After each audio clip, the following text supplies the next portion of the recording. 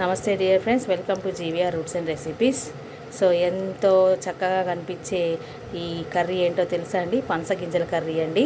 So ఇది చాలా calcium efficient ఎక్కువగా ఉంటుంది, అలాగే మనకి ప్రోటీన్ కంటెంట్ ఎక్కువగా ఉండేటువంటి ఫుడ్ అనమాట. మనం వేస్ట్గా ఉండేటువంటి పనస గింజలన్నింటినీ కూడా మనం ఈ విధంగా కర్రీ చేసుకోవచ్చు. ఇది ఎలా చేయాలో చూపిస్తాను రండి. చూస్తున్నారు కదండి, ఇవన్నీ ఏంటనుకుంటున్నారు తెలుసు కదా మీకు? పనసకాయ గింజలండి. మనం పనసకాయ లోపల ఈ గింజల్ని తీసేసి చాలామంది పడేస్తూ ఉంటారు. సో దీంట్లో మనకి మంచి కాల్షియం కంటెంట్ ఎక్కువగా ఉంటుంది, ప్రోటీన్ కంటెంట్ ఎక్కువగా ఉంటుందండి. సో వీటిని పడేయకుండా మంచిగా మనం వాటిని పొయ్యి ఉంటే పొయ్యిలో కాల్చుకొని తినొచ్చు, లేదు అని అంటే మనము గిన్నెలో వేసుకొని వేపుకొని తినొచ్చు. అలాగే ఈరోజు దీని నుంచి ఒక మంచి రెసిపీ ఏ విధంగా తయారు చేయాలో కర్రీ వీటి నుంచి చూపిస్తాను రండి. సో నేనేం చేస్తున్నానంటే దీంట్లో కొన్నింటిని కుక్కర్లోకి తీసుకుంటున్నానండి. సో తీసుకొని వాటిని చక్కగా కడుక్కొని ఒక 4 విజిల్స్ వచ్చేంత వరకు ఉడికించుకుందాం. సో దీనిపైన ఇలా లేయర్ ఉంటుందండి, ఈ లేయర్ని కూడా తీసేసుకోవాలి. ఉడికిపోతే అవి కూడా పోతాయి మనకి. సో ఉడికించుకుందాం ఇప్పుడు. సో ఇలా వీటిలో ఒక్కసారి శుభ్రంగా కడుక్కొని తగిన నీళ్ళు పోసుకొని ఉడికించుకుందాం.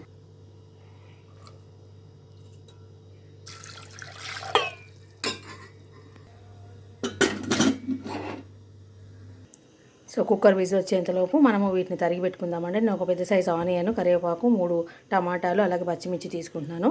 వీటన్నిటిని కూడా చక్కగా కట్ చేసుకొని తాలింపు వేసుకుందాం.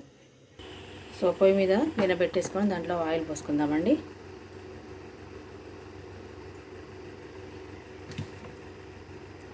సో తాలింపు గింజలు అలాగే తరిగి పెట్టుకున్నవన్నీ కూడా ఒక్కొక్కటిగా వేసుకుందాము. పచ్చిమిర్చి,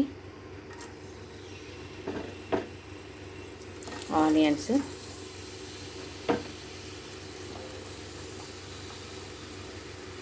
కరివేపాకు.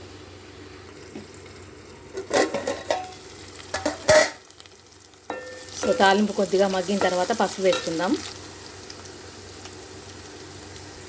1 స్పూన్ అల్లం వెల్లుల్లి పేస్ట్ వేసుకుంటున్నాను. వీటన్నిటిని చక్కగా కలుపుకుందాం.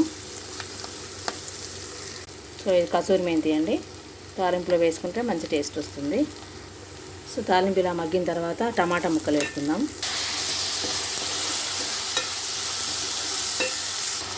దీంట్లో కొద్దిగా సాల్ట్ వేసుకొని కాసేపు మగ్గించుకుందాం.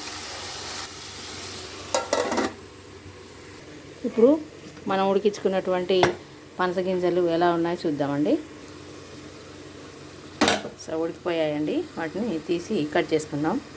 సో చూసారా, ఉడికించి పెట్టుకున్న తర్వాత ఈ విధంగా ఉన్నాయండి. వీటన్నిటిని కూడా చిదుపుకున్నా కూడా సగం మెత్తగా ఉడికిపోయాయి. వీటిని ఇప్పుడు కర్రీలో వేసుకుందాము.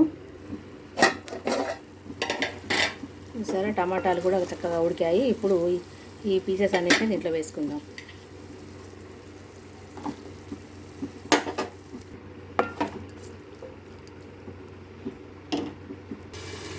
ఇవి నేను ఈ గింజలు ఉడికించి పెట్టుకున్నటువంటి వాటర్ అండి. దీన్ని ఎసరు కోసం వాడుకోవచ్చు మనము. సో కొద్దిగా ఎసరు పోసుకుందాం ఇప్పుడు. చూసారా, ఈ వాటర్ కొద్దిగా పోసుకుంటున్నాను.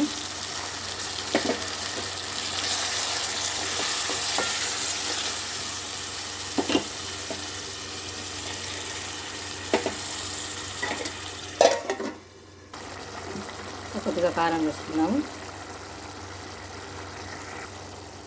ఈ ధనియాలు మసాలా పౌడర్ అండి. కొన్ని ధనియాలలో నేను 2 లవంగాలు, పట్టా వేసుకొని పెట్టుకుంటాను. దాన్ని వేసుకుంటాను ఫైనల్గా. సో మంచి టేస్ట్ వస్తుంది కర్రీకి. ఈ విధంగా వేసుకున్న తర్వాత మనము కర్రీ అంతా దగ్గర పడిన తర్వాత ఆపేసుకోవడమే అన్నమాట. చూసారా, ఫైనల్గా ఈ టెక్స్చర్ వస్తుంది. చాలా టేస్టీగా ఉందండి. సో మీరు కూడా ట్రై చేయండి. నచ్చితే do share, like and subscribe.